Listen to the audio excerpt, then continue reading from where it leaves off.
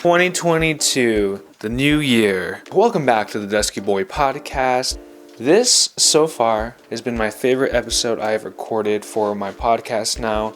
It is episode 8. We got Himalayan Project, hip-hop group from San Francisco, California, with Chee Malabar and Raymond Lee.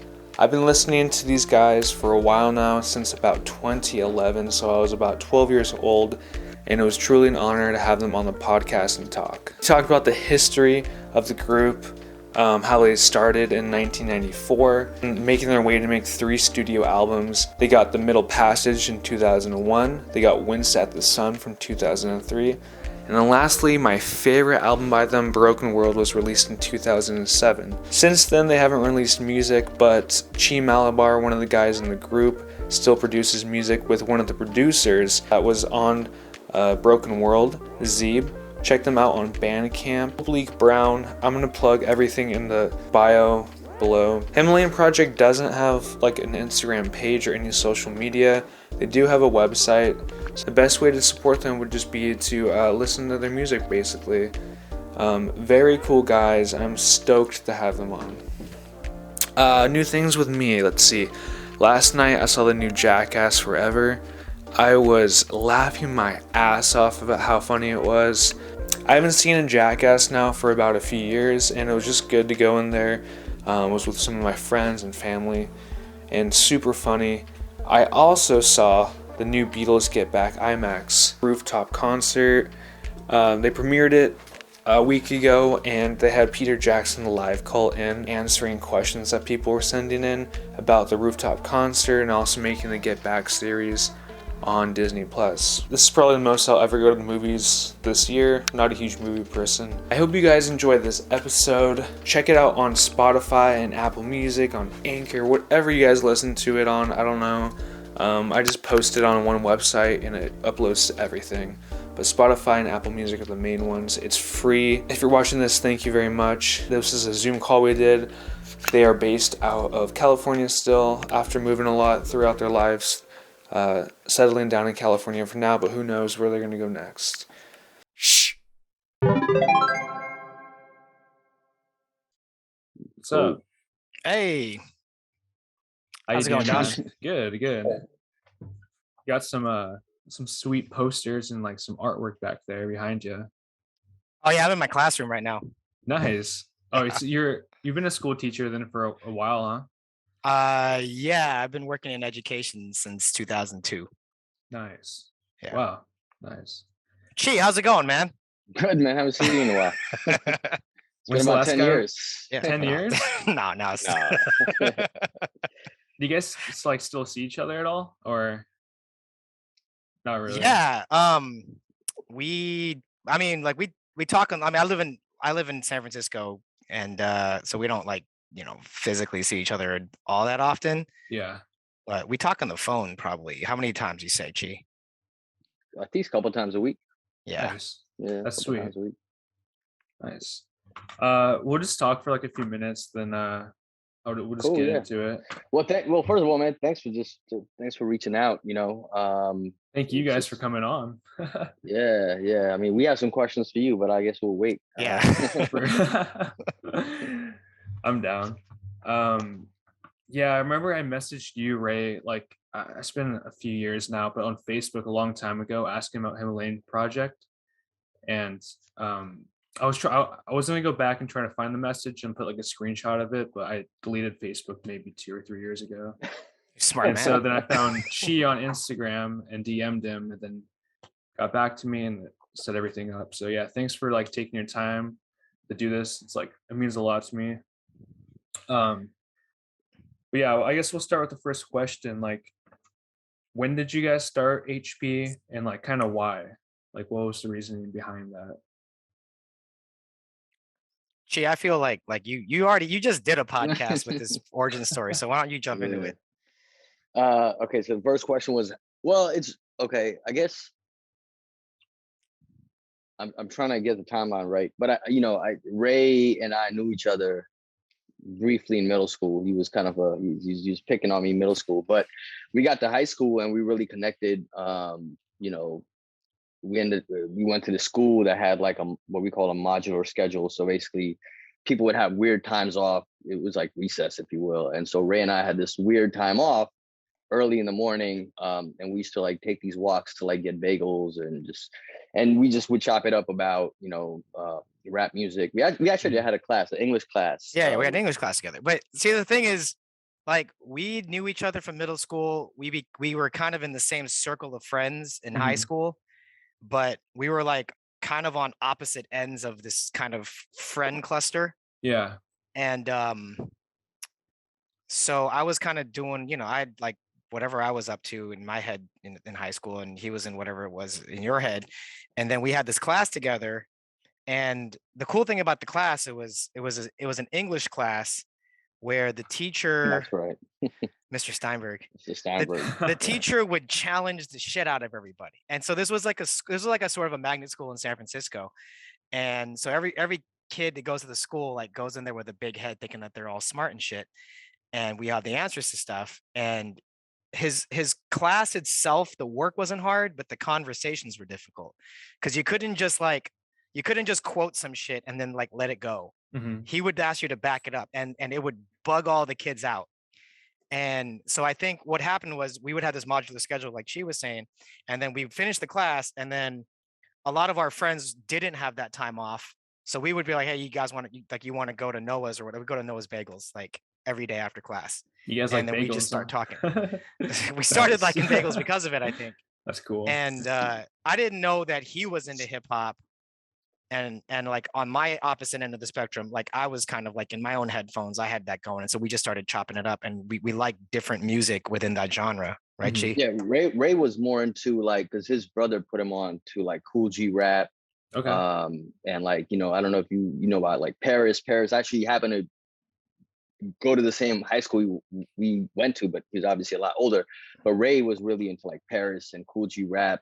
And I was probably more into like Ice Cube. I was probably like, I was probably into, I was getting into hieroglyphics around that time, but I was really into like Death Row and like, Ice Cube and I can't remember who else, but that was sort of like, we used to just kind of like, I'm like, oh, what is this Cool G rap? Because the way that Cool G rap was rapped was actually crazy. Like I hadn't heard anything like it.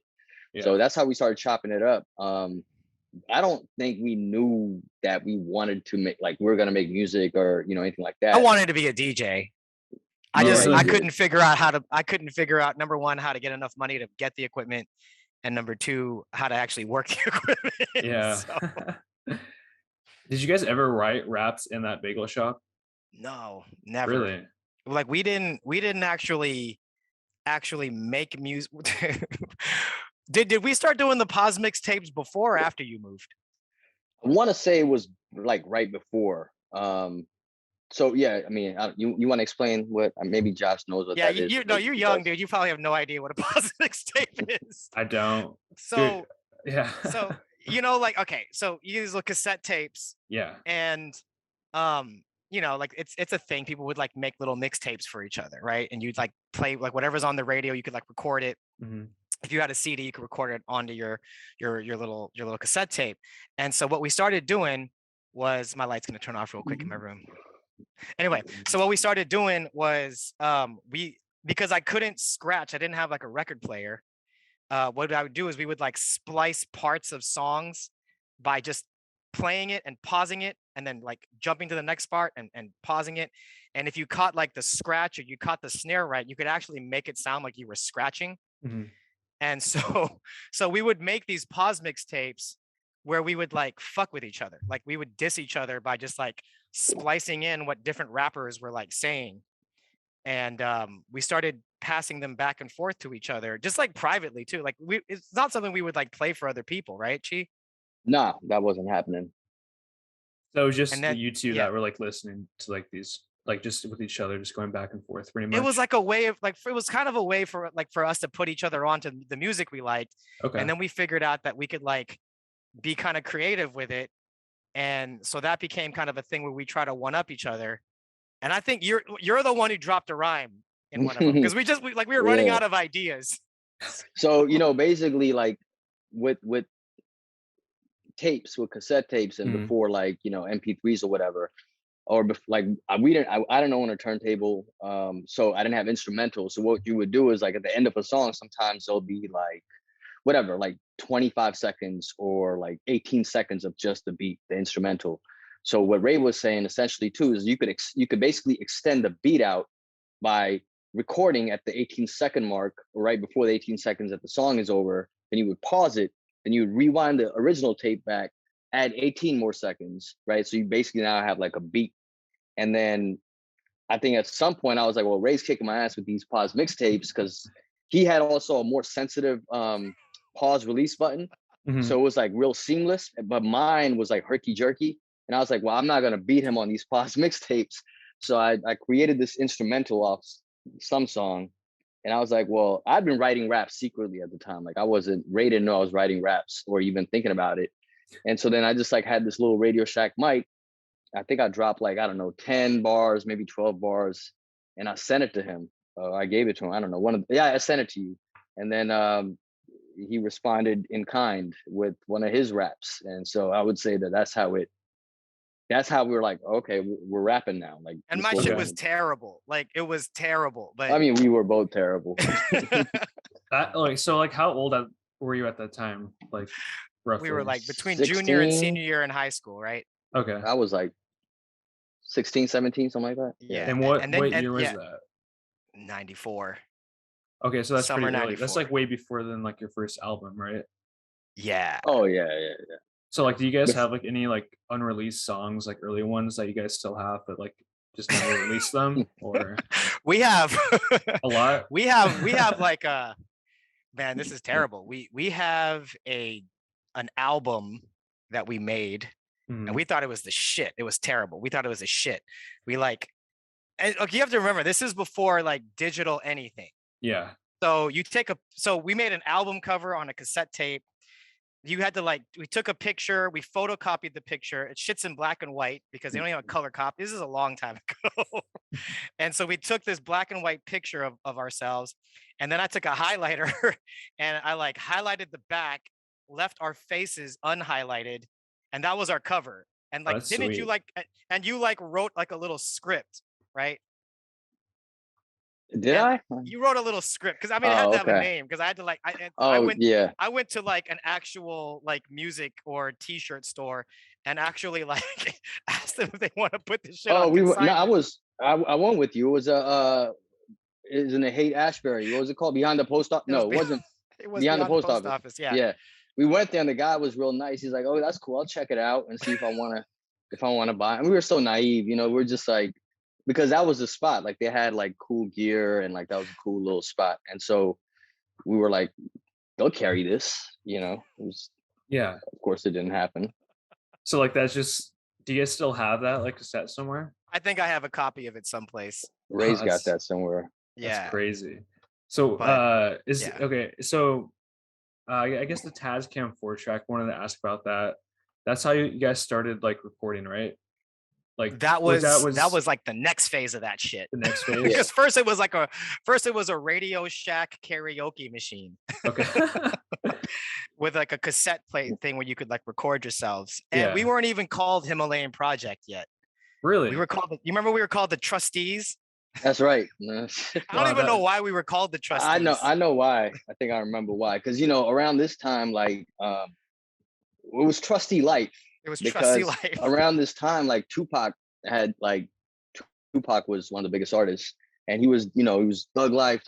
And we were, like, obviously not about that life. We were, like, you know, kids that were into rap and whatever, wore baggy clothes and try to skate or whatever. At least I did. And it was some kind of joke, and we're just like, man, this is Trustee Life. Like, you know, just, I don't know, it's some stupid thing. And we started calling ourselves the Trustees, just having fun with it. That was the original terrible name. Yeah. We didn't become Himalayan Project till I went to college. What changed that? Like, well, first off, so we went to we both went to separate colleges. Okay. And like, so between junior year and senior year of high school, Chee moves to the East Coast. And so it is actually really important that like him moving was huge because he basically moved with his family, but he didn't know anybody. And just imagine like moving your junior year in high school, and senior year you got to do it like some high school you don't know anybody. And so me and him would send tapes back and forth still. Like we'd actually like mail our tapes across the country. That's so cool. And like I think that was like just a way of keeping in touch. And so it was, you know, like any creative process, you need something to motivate you. Yeah. And I think for me, it was like the motivator wasn't like getting dope at like being good at making mixtapes or dope at making beats or even rhyming. It was like, I want to maintain this friendship. And again, this is like real like time-based stuff. You couldn't necessarily just call anybody. We didn't have cell phones, right?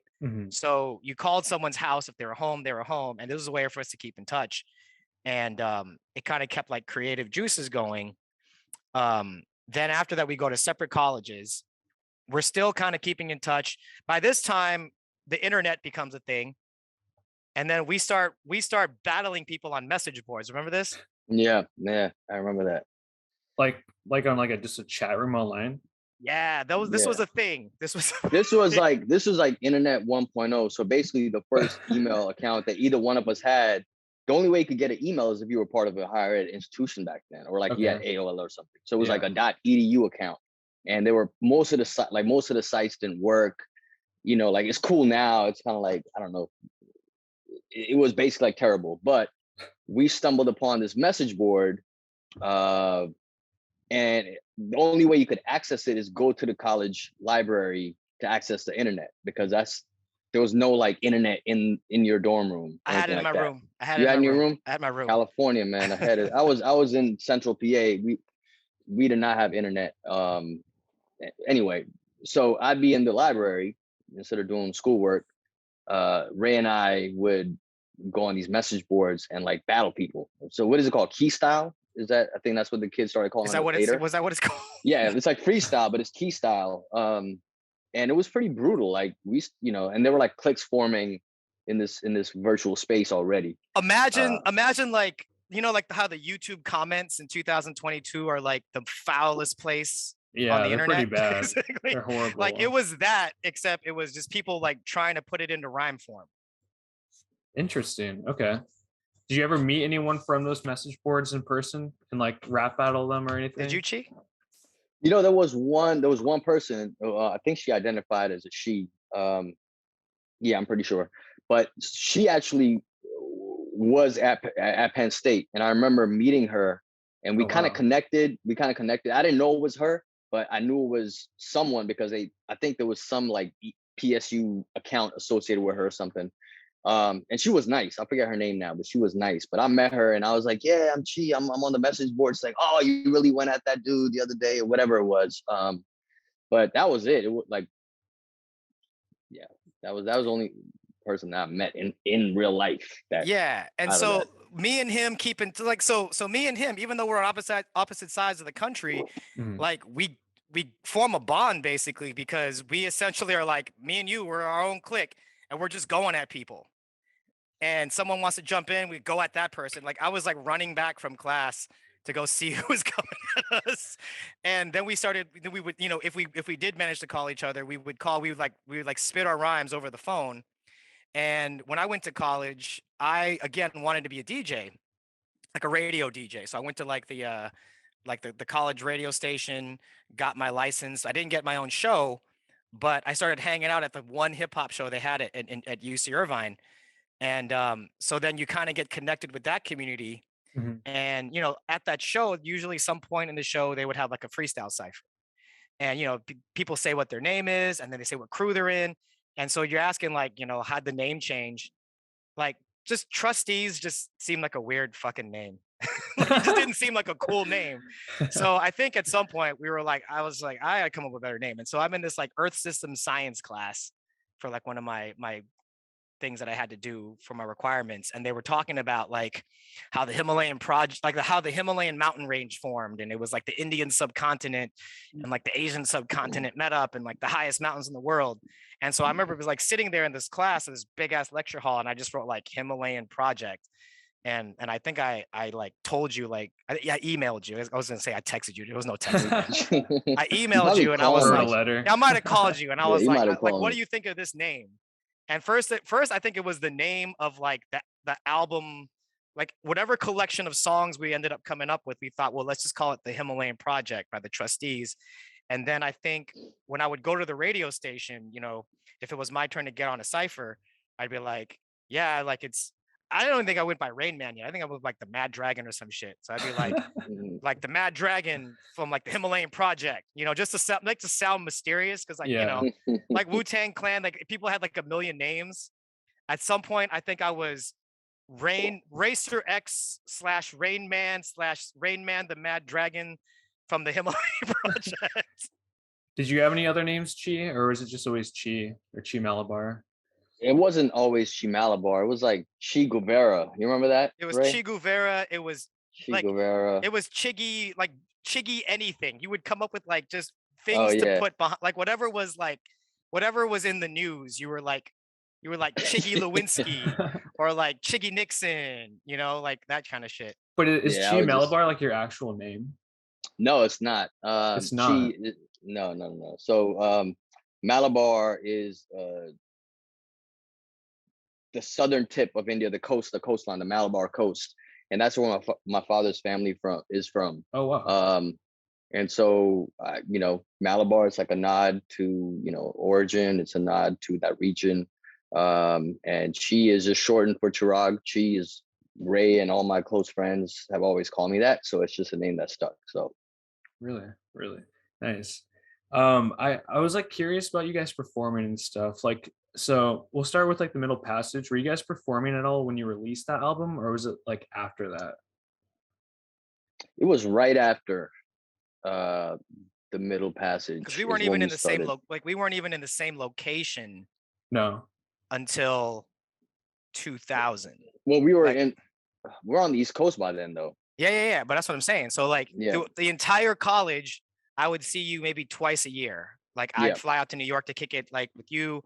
You'd fly out to go to San Francisco like in the summer for a couple weeks. And everything was basically like this, except without being able to like see each other on Zoom. It was like sending emails and shit to each other. And we made our first like EP in college, literally sending like a 4-track tape back and forth. He had a you asked about the Tascam, like 4-track. Like he had a Tascam and I had a Tascam, and we would literally send a tape. And if the fucking U.S. Postal Service fucked up, like that was it. Dang, how many? Did you guys lose a lot? Like we didn't lose anything. But like thinking about it, because I think me and Chief talked about this. Like, you know, nowadays, like it's so easy to record. Yeah, and I think you can record off the phone.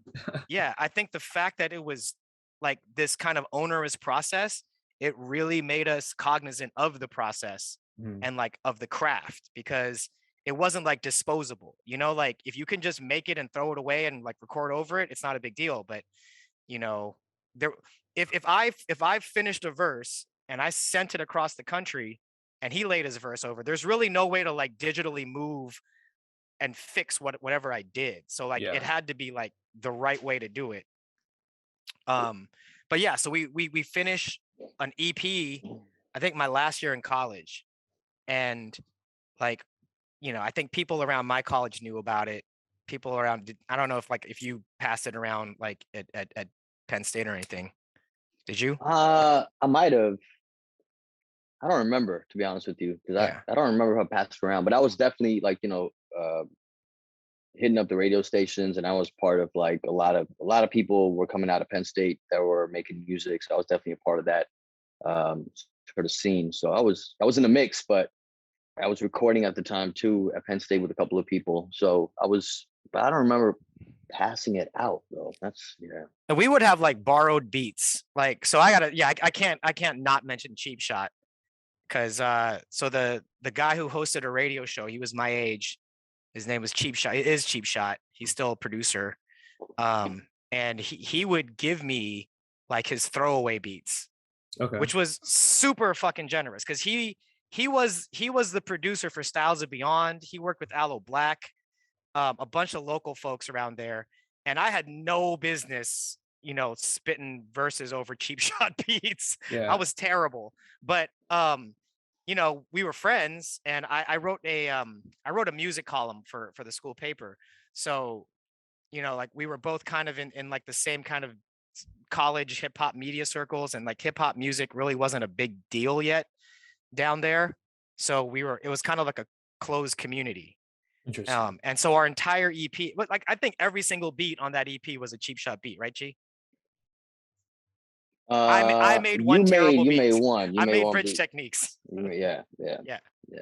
The original version, not The original Bridge yeah. Techniques Okay. that Scott cleaned up for us. Yeah, Nice. but I think Cheap did well he didn't he gave He gave us beats. beats. Yeah. All right, I'm gonna share my screen real quick. I'm gonna see if you guys can see this. You guys see this picture? Oh yeah. Oh, Do you guys man, know did your where research. this was? Like, That was Yeah, in San Francisco. Mhm. and where'd you guys perform? Like at colleges or like bars or like where at? Mainly That was a festival. That was like an art festival. Okay. That one. it was Aperture. Aperture. Yeah. Aperture. Yeah. Like a hip hop festival or just like Nah, it was like it was Arts, like it was an arts art festival like geared towards like Asian Americans. Okay. And so it was just like Asian American creators. Like no one called themselves a creator back then. Just Asian American artists in like various genres, just kind of getting together. And that was what that show was. We did a lot of shows like after the Middle Passage came out, and we produced all of that stuff on our own. We paid for all that on our own. What about the beats? Like they were all you guys on the Middle Passage? No. So I'll tell you. So okay, the way. All right, let me rewind a little bit, Ray. So basically, what happened was Ray was living in Boston. Mhm. I had just graduated, and I moved to Philly, and I wasn't sure if Himalayan Project still wasn't like I don't think we had any designs for any album or songs or anything like that. And I was in Philly, and I was like, man, I want to keep making music. There was a group called the Mountain Brothers, and one of the members of the Mountain Brothers was Styles Infinite. So Chops is also a big time producer coming out of Mountain Brothers. He did stuff for pretty much everyone. But anyway, I hit up Styles, and I was like, I'm in Philly because Styles was in Philly. Just love to connect. Do you have any producers in mind? And he was like, yeah, I got these 3 guys. Hit them up. So I hit up like all 3 of them. And the only guy that got back to me was this guy by the name of Scott Kuzner, and he lived down in Maryland. And he was, he was working with a lot of local guys in the DC, Maryland, Virginia area. And, he was like, well, listen, I'm gonna send you some beats. And so basically now we had graduated from tapes to CDs, and he sent me a bunch of instrumentals on a CD. And so I was like, okay, I like this one. So I started writing to some of the beats he sent me. And then I think I told Ray, I'm like, hey man, I'm working on these joints. Oh, I think it was Nothing Nice. It was Nothing Nice was the one that I had picked. It was Nothing Nice. Yeah, and it was going to be like your own solo project. It was going to be my solo project. And then Ray heard it. I don't know if I might have played him the verse. I don't remember, or I might have spit the verse for him. And I was like, this is the one I'm thinking of. And he was like, oh, I like this beat. I was like, well, I'm going down to Maryland to record it. And back then you have to go into now we had graduated to a real studio, pay for studio time, engineer, all that, like the producer. And so I was like, well, Ray, this shit is expensive. And he's like, well, all right, let's go halfsies on it, make the song. And I was like, well, if we're going to go into the studio and spend all this money, we might as well make a couple of songs. Yeah. And so I think it was Nothing Nice. I forget what the other song was. Was it Everything? I don't know, honestly. I don't remember. Okay. Yeah. So anyway, we initially we bought like 3 beats from Kuz, and we're like, these are the 3 that we want to do. He took care of he had a relationship with the guy that owned the studio, Bruce, I think his name was. Scott ended up booking the time for us. Ray came down to Philly, and we kind of and so studio time is like you're on the hook for a good chunk of money. At that time, we weren't making that much money.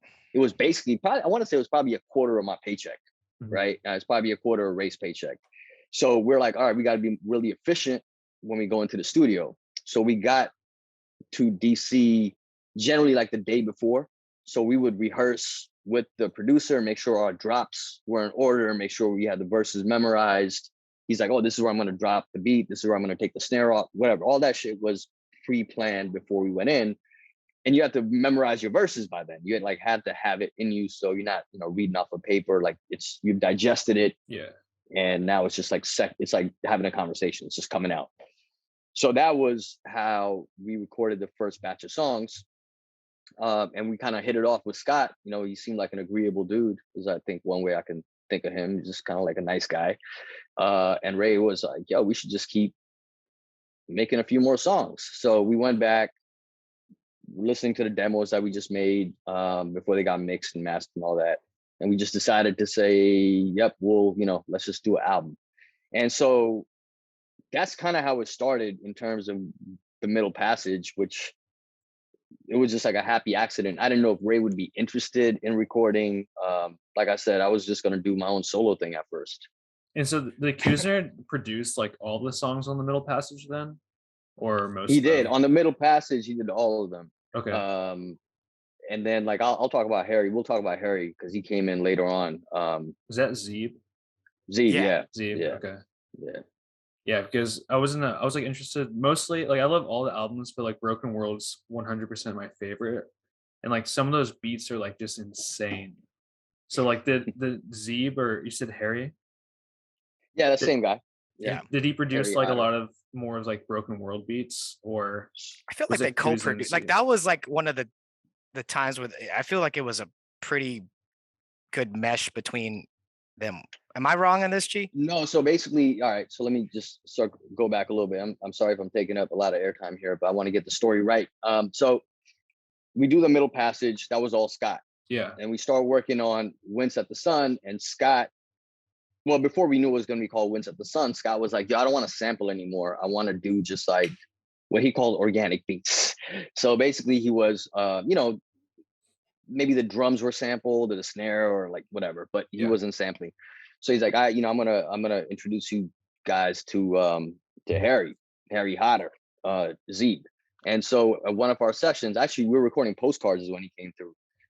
We were recording a song called Postcards from Paradise, and Harry shows up to the studio with Artemis, who's another dope MC and a friend of ours, and a couple other people.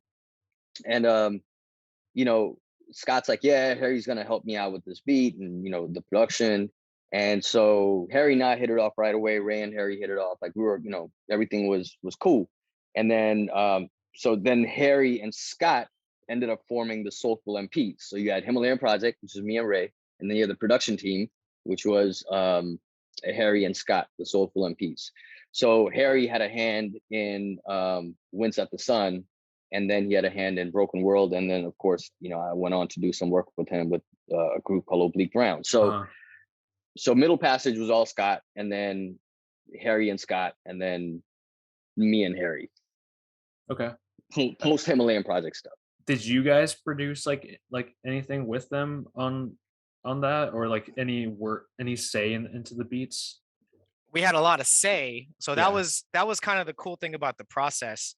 I feel like just technically speaking, I don't think me and Chee are great with a beat machine. Mm-hmm.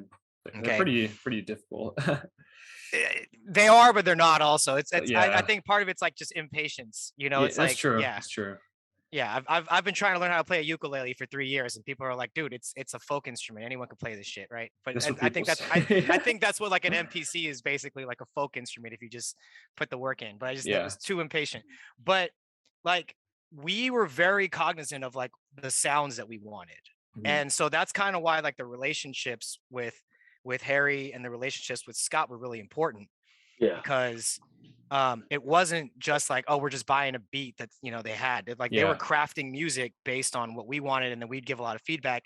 And you like Broken World was a painful process to come together on, because I think there's probably a whole different version of Broken World that exists that we thought was what was going to be Broken World. That for about 6 months we thought that was going to be it, but then it just didn't sit right with us. I don't know, like, so you like Broken World, how like the end of Broken World, there's like a silent like 3 minutes of silence.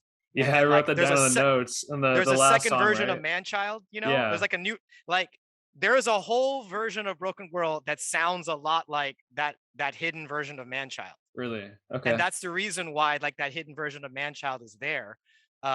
Because you create something, you get a little bit attached to it. And we're like, I was like, I think I like this version that you know about, but there was still something about like the lost child that you kind of wanted to like keep around. But yeah, so we didn't like make the beats, but we definitely like had a big part in like crafting the sound.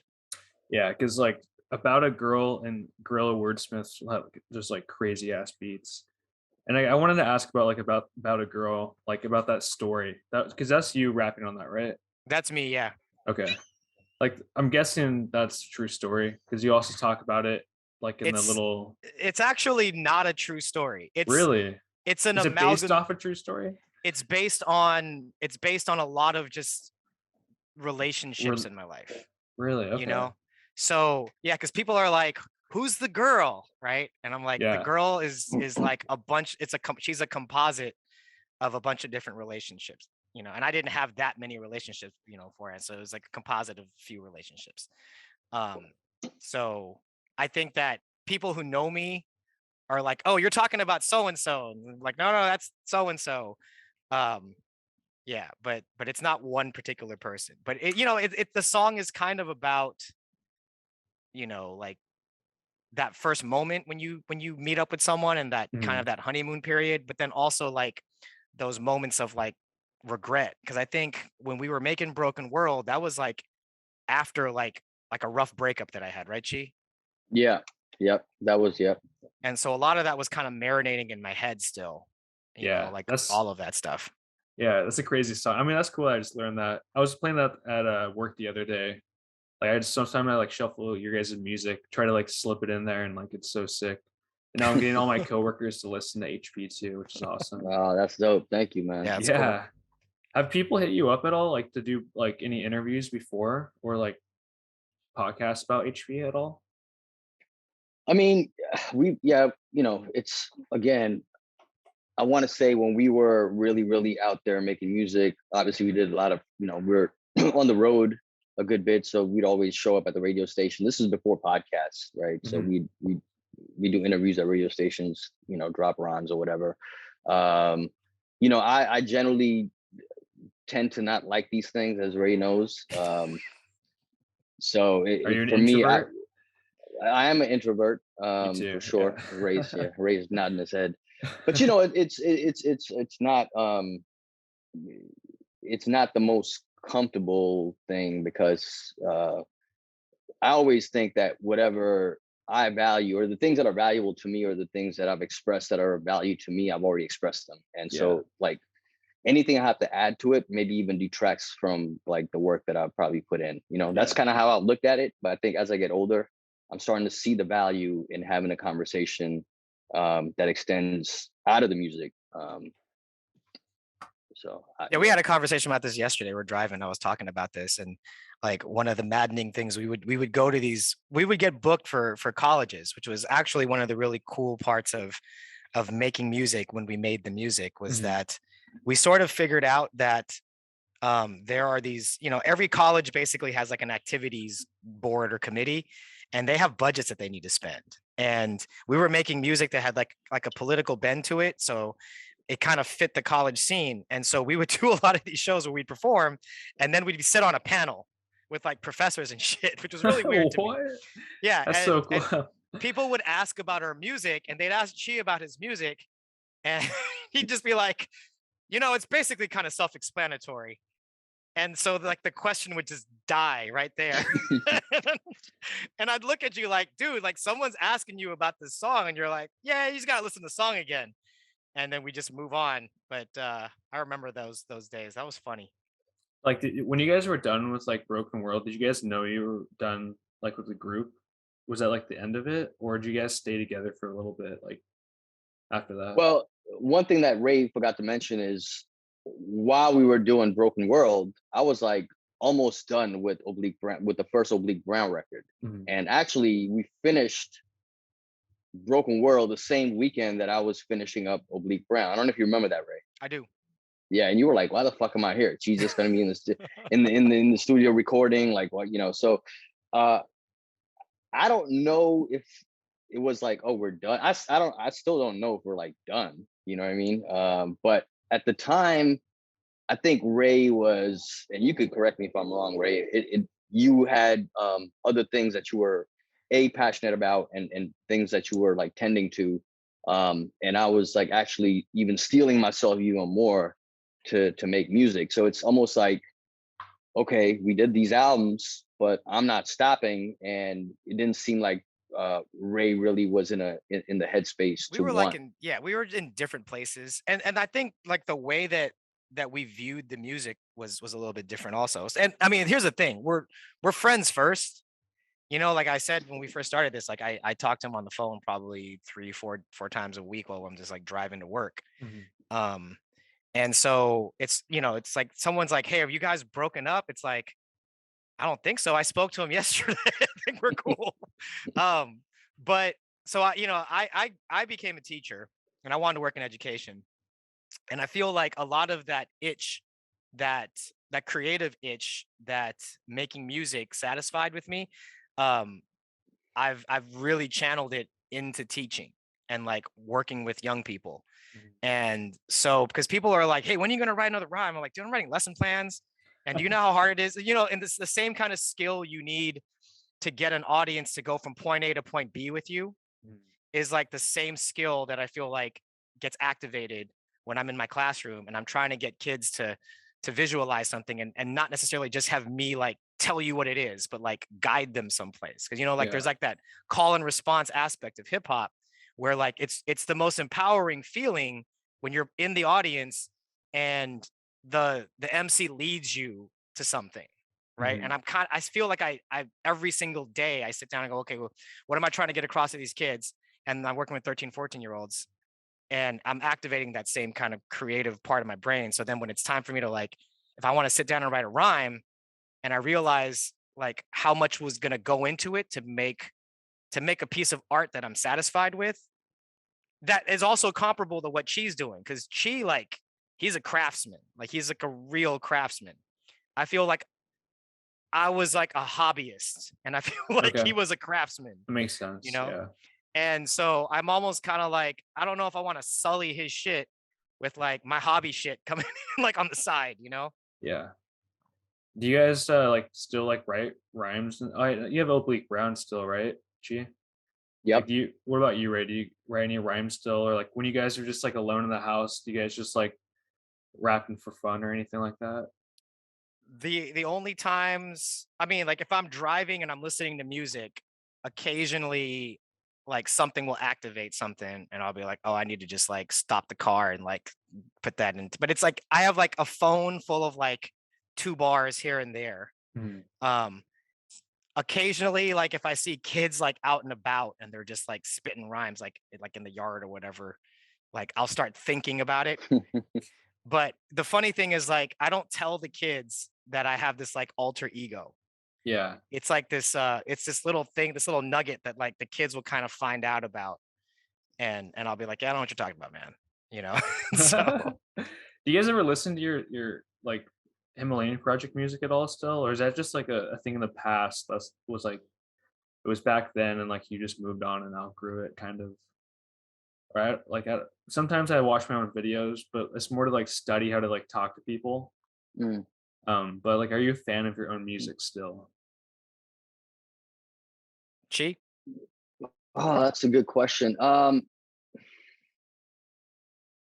I think I have a love-hate relationship with it, is the best way I could put it. There are songs that I'm very proud of, in terms of what it took for us to even make it, but also like to be kinder in the process. We were growing leaps and bounds, right? Like, so when Ray was talking about us doing those early mixtape or early demos, Yeah. and then just in a span of like really 2.5 years, we went from making like just learning to taking a huge leap with a song like Lomas, or with About a Girl, right? So these leaps were happening, these sort of artistic leaps. And I'm really proud of that, in the process that it that we had to undergo to get there, it gave me confidence to keep going, right? So when I listen now, there are things that I can critique harshly. I could judge it and be like, oh, that's terrible. But when I look at it objectively, I had to be in that place personally to get to where I'm still trying to go. I've gotten better since then. Yeah. You know what I mean? So I almost look at it as like, I don't know, if you like were to ask, I don't know, a really competent basketball player who plays in the NBA, you know, talk about your games in middle school or high school, you'd be like, I was nice, but I didn't know how to play team. I didn't know how to play ball, right? Yeah. Like, so it's one of those things. It's like, yeah, I feel like we were nice back then. Like, you know, we held our own. But the more you know, it's like the less you know kind of thing. It's like I just see all the gaps in understanding around craft. Yeah. Back then, but we had to do that, I think, to, you know, get to whatever level we were trying to get to. So I don't know, Ray, that's my response. I still listen to Broken World occasionally. I mean, you know what happens? Like there goes my lights again. I'll be just chilling, doing whatever, and I'll get a text from you where you'll be super jazzed because you're like, you just happen to like decide to listen to one of the albums. Right. Yeah. And then I would start listening to the album. And I'm with you, Josh. Like I love Broken World. It's like a hard album to listen to because like I know the headspace that I was at. Yeah. But I feel like it's an album where if that's the last like thing I ever put out, I feel like it's something I could be proud of like 20 years from now and be like, this shit was really good. You know? I feel like that's your most passionate album too. Yeah. Like, definitely. Like I ran track in college. I was a sprinter, and my last track meet, I blew my hamstring out. Wow. Like I was winning a race and I blew up my hamstring. Like it was like it rolled up behind my leg. And so occasionally people will be like, hey, you know, I'm in like my 40s now. Like, you should run these masters meets. Like, cause you could like probably like dust a bunch of like 40, 50-year-olds, right? Yeah. And I'm like, I actually don't really feel the need to do that because I literally know how fast I could go. And I don't really feel the need to like press that button again, you know? And I feel sort of that way, like when it comes to Broken World. I think Broken World in many ways makes it hard for me to like step back in and like do like something serious. You know, I would love to like sit down with Chee and like, hey, let's just make something that like no one even fucking knows about and we just fucking play it to each other. Honestly, you know. But I think there's like this pressure. I feel this like external pressure, internal pressure. I don't even know what side it's coming from when it comes to making music. Well, and I talk about it in the album a little bit, you know, like because I think like when I heard Oblique Brown, I realized like how much craftsmanship went into it, and I was like, if I can't make that commitment, then I don't know if I should do it. You know. Would you guys ever like perform again, like today? You think, or is it just like? I'll speak for myself. I mean, I have performed over the years since HP, like a good amount with Oblique Brown and just solo stuff. But you know, I think I'm at me personally, it's just, I'm at a place in my life where I think I enjoy right now, just making music, the process of it more so than being out and, you know, in front of a crowd. Yeah, totally. Yeah. You know, and I think I'd probably have a hard time remembering some of those old rhymes from the HP stuff. I don't know about you, Ray. My last performance, I almost, you know what my last performance was. Yeah. It was your wedding, dude. Yeah. What? So like my last performance was his wedding. And I almost it kind of goes back to that thing. It's like, you know, do I want to like perform in some small thing and have that be my last performance? Or do I want it to be at like my boy's wedding where, you know, I do a medley of our shit and I close it with like a medley of his songs, you know? And I'm like, and you know, it's like, there's an emotional resonance to that where I'm like, you know. Totally. You guys said you had questions for me or? Well, just like, how did you find us? I mean, it's weird. We've had people reach out to us from like random places, like Japan, Europe. Really? Yeah, it's like we've had like and the thing is, we've never performed in Europe or Japan or anything like that. But it's always like a pleasant surprise when someone reaches out and it's like, yo, I dig your shit. You know, So we were just curious, like, how did you find us? Like, what album did you find? What resonated for you? Because obviously something did enough for you to reach out to us. Yeah. Yeah, I put that down. It was roughly 2011. I was in 8th grade going into like high school, like freshman year. And like at that time Pandora was huge. So I was like I would shuffle a lot of just like hip hop, a lot of new jabez and stuff, and Postcards from Paradise came on Pandora. And like right away I fell in love with the song. Each time I started like the Himalayan Project radio station, and then just like your songs would come on there. Oh, So cool. yeah, so like I at the time every album would shuffle, I believe, like at least a few songs from like the bigger ones, like Postcards, Guerrilla Wordsmiths, About a Girl, and yeah, since then, and then Spotify came out and became huge, and I saw you guys were on there, and just like I'm just like blown away that like I guess it doesn't matter that much, but like your following never like blew up to like you were saying, you didn't know you had fans like in Japan or Europe, kind of like from never performing there. So like the internet just like shares your music everywhere, which is, I think is awesome. But yeah, it stuck with me. I don't know, man. I just for some reason I just love the songs. Like I love the beats, like are a huge thing for me, and like the lyrics and like your guys rapping. I just like the sounds of your guys' voices.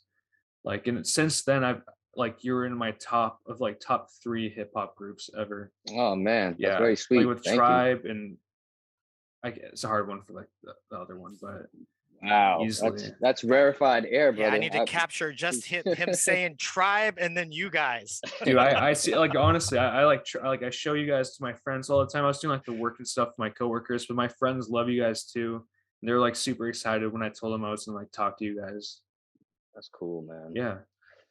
Yeah, it's just it's weird that it you know, you just never know when you make this stuff. You just don't know who's gonna find it or Yeah. and again, like, you know, I think when we were younger, we probably felt the same way about like Hyro.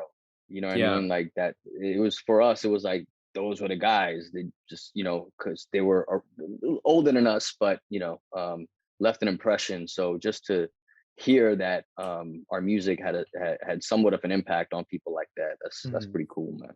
I mean, I think a big part in that is just kind of this idea of just go and do shit, you know, because when we started making music, the idea was you make a demo and then you hope that somebody picks you up, you know, and then there's so many songs from like the so many like underground hip hop songs from the mid to late 90s where it's like underground MCs like complaining about record companies, right? Like, oh, record companies are shady, blah, blah, blah. And then we just were like, you know what? We have a little bit of disposable income, and the internet was just becoming a thing. And like, we're these like early adopters to the internet. And I think that had a big role in it because I don't think that people would know our music if we waited for a record label to send something back. Well, we had a webpage like early in the like we had a webpage when nobody had web pages. Artists did not have web pages. We had a web page like before before the website you have right now, like a version of that. Okay. Like I think we transferred it over, but we had like we took some of the content down. Yeah. But you know, it's a lot of kids that were coming up age, like college kids, were like finding us, you know, across the country on the internet, and we didn't know what was happening. We didn't know. I mean, we knew it was an important place for people to gather and you know, do a little search on Netscape. You don't know about Netscape. Netscape was like the search engine. Yeah. Yeah. You know, so people were doing like, but anyway, but that was that probably played a role too. And you know, I think us sort of building something, you know, yeah. And I always feel grateful that we made a decision, you know, in our early 20s to take whatever disposable income we had and do something creative with it. Yeah, that's inspiring. Take a leap definitely. with that, you know, because you know, I've a lot of people in their early 20s, you get, you know, you start working, you get some disposable income, you blow it on like Friday night, Saturday night drinking or whatever, right? Which you know, went out, but like the trips to Vegas were like friends would be like, oh yeah, I blew like $500, blah, blah, blah. I'm going to Vegas, did bottle service, whatever. We were going to Phase Studios, buying these big ass reels that we had to buy, these big physical reels to like hold our music, making the drive, all that shit. And it paid off because, you know, I'm some Asian dude from San Francisco. Like I should not know anything about like what the Midwest is like. And because we took this leap, we put the money in, like we traveled all like the parts of the country that I don't think I would have gone to. And we met people that I don't think I would have met. Yeah. Yeah. That was, I mean, sorry. Go ahead. No, go ahead. Yeah. I was gonna ask, like, where was your favorite like place you guys performed? Just like a quick question. We had some cool ones. We had fun in Minnesota. We had fun in Connecticut. Indiana was fun. Yeah, that show in Hartford was like, oh yeah, fucking cool. That was cool. It was an international hip hop festival actually. So you had like MCs and musicians from Africa, from like Brazil. Some dude was playing Palestine. a didgeridoo. Remember that? Some guy was playing and these were like some of the top artists from their countries, right? Yeah. Like, but so that was super cool. Just I forget. I mean, it was fun. It was. But fun. like the small places were cool, you know, because you have to remember, like me and Chee, we haven't lived in the same geographic area since 1994. If you really think about it, right? I've never lived in SoCal when you lived in SoCal. I mean, I lived in Boston when you were in Philly, but that's still a long drive, you know? So it was like an excuse for us to like hang out. Like we would do these, like we would, it's like me and my friend would meet in Indiana, like in Bloomington, Indiana, to kick it for a weekend, you know, make a little bit of money on the side, sit at a panel, perform, meet some college students. That was really cool. Like I oftentimes will, you know, because I'm a teacher and I like, a lot of times you'll hear kids, we live in this kind of culture where it's like this achievement culture, where it's like there's these benchmarks of like whether you made it or not if you're a young person. And so I'm an 8th grade teacher. So like, you know, kids want to get into particular high schools and there's a point in the year where they find out if they did or didn't get where they wanted to. And like, there's this day when like you bust out the Kleenexes and like, look, I know you wanted to go here, but you got here and so on and so forth. And at some point, my message to the kids was like, just do cool shit. Yeah. It doesn't matter where you go. There's opportunities to do really cool shit. And cool shit doesn't have to be like what someone else is telling you is cool. That's true. Like you can make something memorable by taking these small leaps of faith, no matter where you're at. And like, I like knowing that in the back of my mind that, you know, I'm not just, you know, blowing smoke out my ass. Like that's some shit that me and my friend did, you know? But it's interesting too, because Josh, you know, I feel like you're doing that too right now with this podcast and like, you know, you did your homework. You're, you know, like you obviously were like, I'm not just going to have 2 dudes on here. I know nothing about their work. So, you know, clearly you're trying to blow you guys up in 2022. Show them what's up. Yeah, man. But you know, it's like, but you obviously have a passion for this. Otherwise, you wouldn't be doing it. And so, just like, you know, I think Ray's absolutely right. Like, do shit that is important or interesting to you, and then what comes of it comes of it. But do it with no expectations other than you like doing it. You know, it's kind of like what I was talking about with the craft piece. Like, the idea of blowing up used to mean something, I think, to both of us, to me, and it stopped meaning that once I really understood, like, what I actually derive pleasure from is actually working on songs, working on the craft, like the process, trying to figure it out. That's the thing. And so like, I'm at peace with everything around it because I know that's my meditation when I really, really get excited about a verse or a song, you know? So that's that growth that goes into other fields. Like if you've never actually like had to go through the process of going from nothing and building something that you're proud of, then it's really hard to get started on that. So, you know, like we made these albums and we did all of this shit ourselves. Like the art, like first it was like literally making the art ourselves. And I'm not an artist, but we like made our covers ourselves.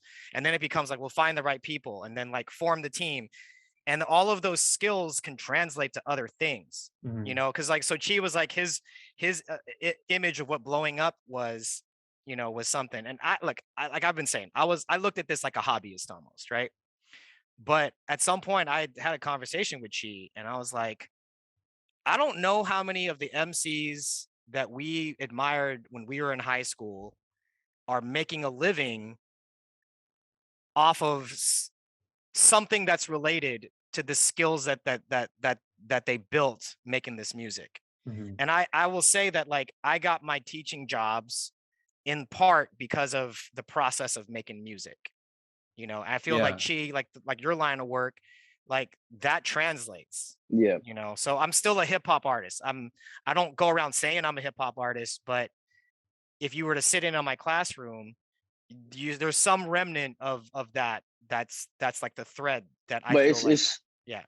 I think I really appreciate what he's saying, because really what it is the ethos of that experience, the hip hop culture, and like the stick to itiveness, the do it yourself, the DIY ethic, and how you just respect people and what they bring to the table, and how you can look at it as a lens for how you want to be in relationship with other people.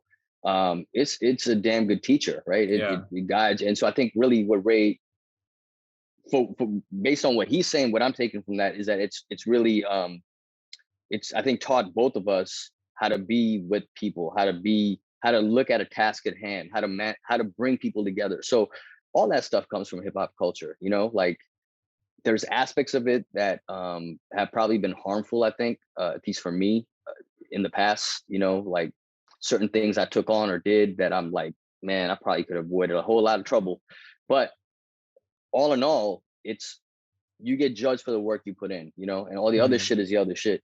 And so that's definitely something that I agree with Ray on. It's taught us that, because we put in the work, regardless of how, you know, people measure success. To me, it was an immense success because I got to be a better human being out of it. Awesome. Well, I mean, that's pretty much all I had to say and ask. Like, you guys are super cool, and I appreciate you guys doing this for me. The first guest of 2022, which is awesome. You guys have anything else to say at all? Like plug Oblique Brown or anything else? Yeah, I mean, you know, obviously you can check out the Himalayan Project catalog on Spotify. Although Ray and I got to have a conversation if we need to pull that from Spotify or not.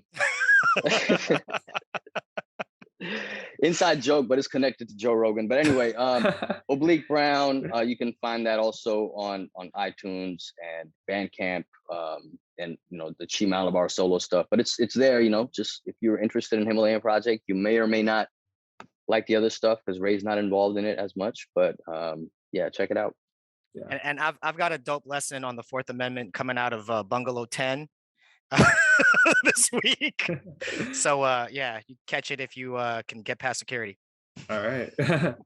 Awesome, guys. Well, thank you very much for doing this. I'll post this in probably I want to try to post it tonight, but it's not going to come out to probably the weekend. So I'll just share it with you guys once it's up and going. Yeah, please do, man.